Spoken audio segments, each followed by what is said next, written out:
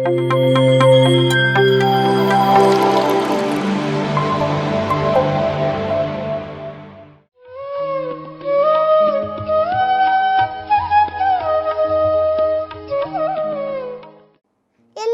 ನಮಸ್ಕಾರ.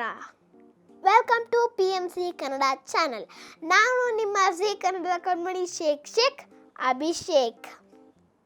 ಈಗ ನಾನು ನಿಮಗೆ ಗಾಂಧೀಜಿಯವರ ಬಗ್ಗೆ ಒಂದು ಸಣ್ಣ ಕಥೆಗಳನ್ನು ಹೇಳ್ತೀನಿ. ಸಮಯಕ್ಕೆ ಎಷ್ಟು ಬೆಲೆ ಕೊಡಬೇಕು ಅನ್ನೋದನ್ನ ನಾವು ಗಾಂಧೀಜಿಯವ್ರನ್ನ ನೋಡಿ ಕಲಿಬೇಕಾಗತ್ತೆ.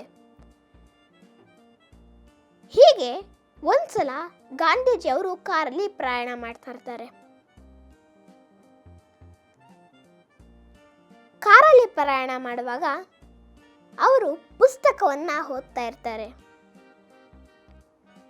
ಆಗ ಕಾರಿಗೆ ಕಲ್ಲು ತಾಗಿ, ಕಾರ್ ಟೈರ್ಗೆ ಕಲ್ಲು ತಾಗಿ ಆ ಕಾರ್ ಉರುಳಿತು. ಗಾಂಧೀಜಿಯವರು ಸಹ ಉರುಳಿದರು. ಆದರೂ ಅವರ ಕೈಯಲ್ಲಿರುವ ಪುಸ್ತಕ ಹಾಗೇ ಇತ್ತು. ನನಗೆ ಆ ಗಾಯ ಆಯ್ತಾ, ಈ ಗಾಯ ಆಯ್ತಾ ಅಂತ ನೋಡ್ಲಾರ್ದೆ ಅವರು ಓದ್ತಾನೇ ಇದ್ರು. ಇದೇ ರೀತಿ ಇನ್ನೊಂದು ಉದಾಹರಣೆ ಇದೆ. ಗಾಂಧೀಜಿಯವರು 700 ಶ್ಲೋಕನ ಹೇಗೆ ಕಲ್ತರು ಅಂದರೆ, ಅವರು ಹಲ್ಲುಜ್ಜೋದಕ್ಕೆ 10 ನಿಮಿಷ, ಸ್ನಾನ ಮಾಡೋದಕ್ಕೆ 15 ನಿಮಿಷ ಸಮಯ ನಿಗದಿಪಡಿಸಿದ್ರಂತೆ.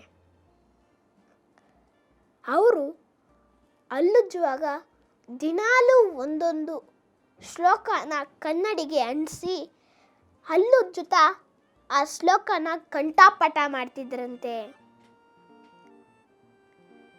ದಿನಾಲೂ ಒಂದೊಂದು ಶ್ಲೋಕನ ಕಲಿತು ಅವರು 700 ಶ್ಲೋಕಗಳನ್ನು ಕಲಿತರು. ನೋಡಿದ್ರಲ್ಲ ಫ್ರೆಂಡ್ಸ್, ಗಾಂಧೀಜಿಯವರು 1 ನಿಮಿಷಕ್ಕೂ ಎಷ್ಟು ಬೆಲೆ ಕೊಡ್ತಾರೆ ಅಂತ. ಫ್ರೆಂಡ್ಸ್, ಮುಂದಿನ ಕಥೆಯೊಂದಿಗೆ ನಾವೆಲ್ಲ ಸಿಗೋಣ. ಅಲ್ಲಿವರೆಗೂ PMC ಕನ್ನಡ ಚಾನಲ್ ನೋಡಿ, ಲೈಕ್ ಮಾಡಿ, ಶೇರ್ ಮಾಡಿ, ಸಬ್ಸ್ಕ್ರೈಬ್ ಮಾಡಿ. Thank you friends. PMC Kannada channel ಅನ್ನು ಲೈಕ್ ಮಾಡಿ, ಶೇರ್ ಮಾಡಿ, ಸಬ್ಸ್ಕ್ರೈಬ್ ಮಾಡಿ ಮತ್ತು ಮಾಡಿಸಿ. ಎಲ್ಲರಿಗೂ ಧನ್ಯವಾದಗಳು.